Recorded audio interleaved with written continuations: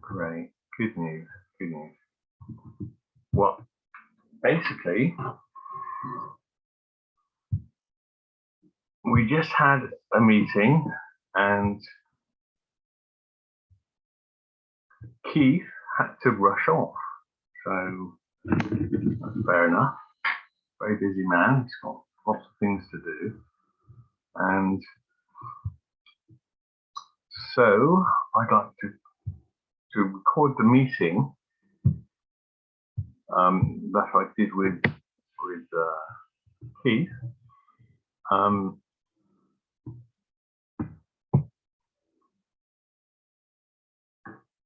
Without Keith. Okay, so welcome back. Welcome back to the Spiritual Journey, 19th week, 3rd year, and the 6th week before the semester and the year 3 finishes. Today's date is the 28th of June, 2022. My name is David Stanley, and I manage the course entitled The Spiritual Journey within the school founded in June 2019 called Universal Comprehension Academy. Yes, it's the final 6 weeks of the 2nd semester, 3rd year with Keith. So Keith was here, had a wonderful holiday, and he's happy to be back, but he's gone now. So today, once again, we'll be looking at the flat Earth theory and comparing it with the Big Bang theory and the electric universe theory, as on this diagram. Let me just get the diagram.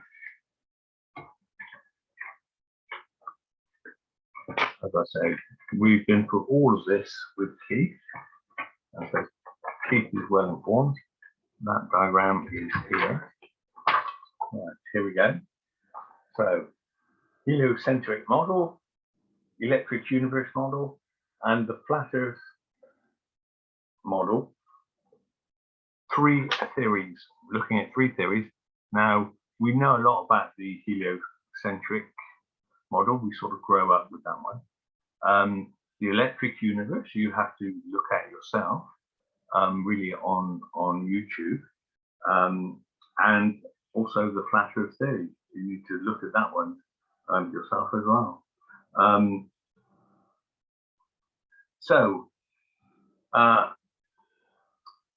Now first, let's take a look at the Bible. Now, some time ago, I mentioned that the first car ever made was in the Bible.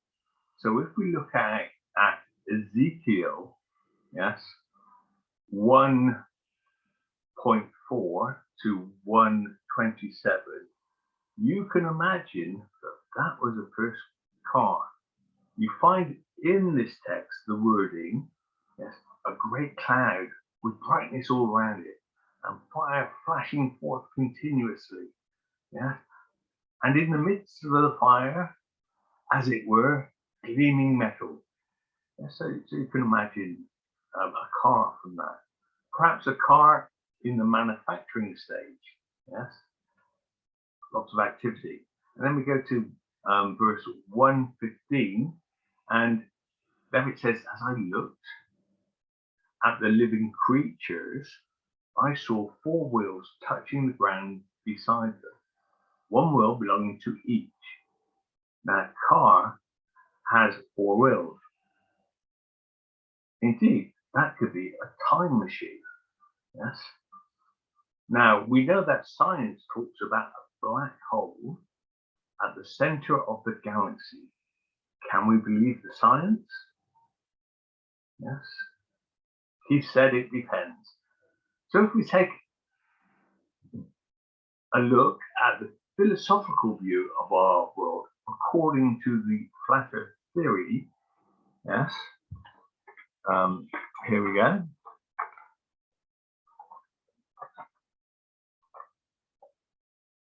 We have a circle. This is the flat Earth, flat plane. Looking at a side section of this, we see the two hemispheres, and in the middle of our world, in the North Pole, we see the black hole. This is supposed to be the black hole, and so we see this. This is Antarctica, the bigger circle, and the smaller circle in it is the top of the black hole. Yes, which goes down through the middle of this flat Earth theory. Okay, so the black hole is in the center, and the whole physical electromagnetic world is projected out in this black hole, as in the diagram. Yeah, so you have the black hole here, and everything is projected out. So we are all electromagnetic beings living in the electromagnetic world. Yes. However, one can look at the description in Ezekiel also as the flat Earth design with God above it.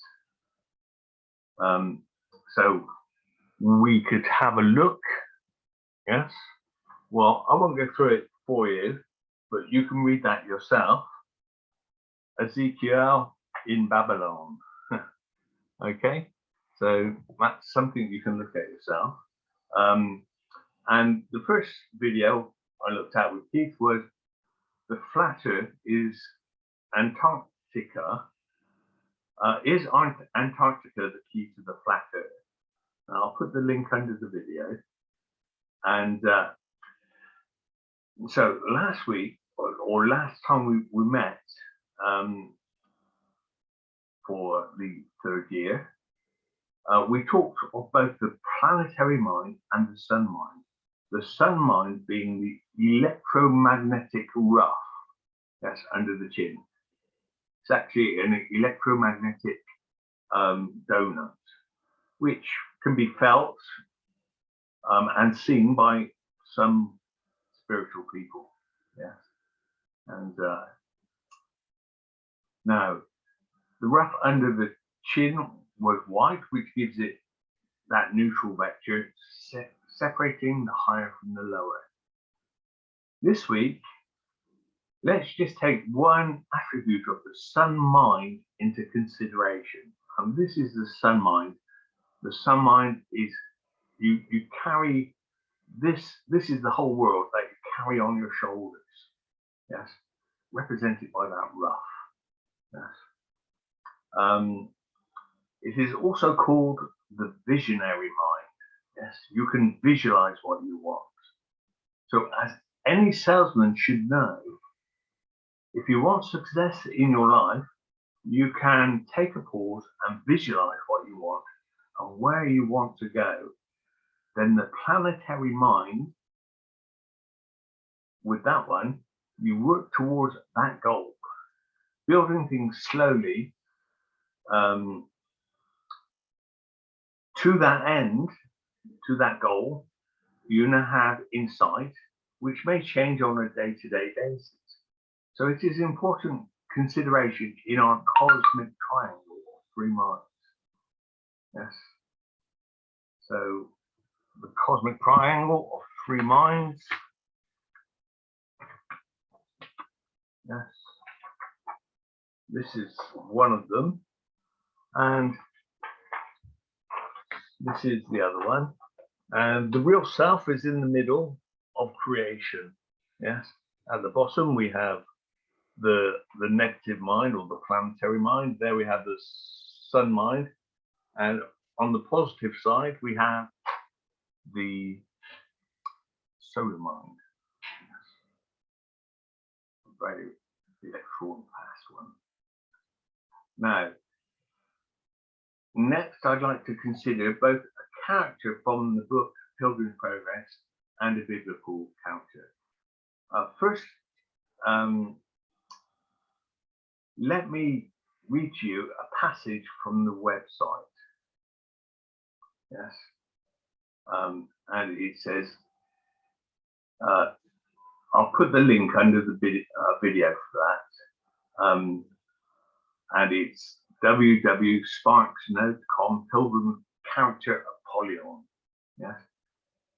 As usual, I'll put the links underneath the video, and the show notes for members of the and in the show notes for members of Universal Comprehension Academy. Now, Apollyon wants to thwart Christian, like giant despair, also bent on thwarting Christian. Apollyon has a physical irregularity that displays his evil. Apollyon is a hybrid being, part dragon, bear, human, and fish. He unites all four elements. Yes, the water of a fish, the air associated with wings of fire, linked to dragons, and the earth that bears live on. He also combines animals and humans. These symbolic combinations convey his immense power, suggesting that he draws energy from all comers of the universe. His complex nature is the opposite of Christian's extreme simplicity. Apollyon became one of the best known characters in Bunyan's book, even though he appears for only a short time.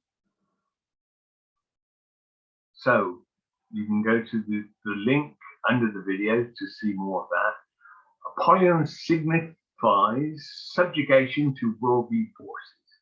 He represents the opposite of the spiritual freedom that Christian expresses in leaving behind his worldly existence. Apollon's name evokes the Greek god Apollo, lord of beauty, and the form that dominates worldly values.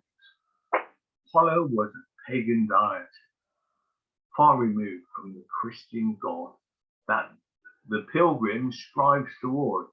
Furthermore, Apollyon expresses a medieval belief that Christian is his feudal subject and owes allegiance to it as protector. He believes he has the right to power over another individual, which Christian objects with his sense of divine freedom and being subject only to God. Thus, Christian's defeat of Apollyon symbolizes a victory over all worldly power. Yes, and there is a video under the link will be under the video, the YouTube video, and it's called Pilgrim's Progress, Apollyon Fight. Nice video. So that's all for this week. Hope to see you soon for the 20th week. Just 5 meetings to complete the 3rd year of our spiritual journey. So it's bye from me, and it's bye from a suntanned Keith who's already gone. Yes? So bye for now.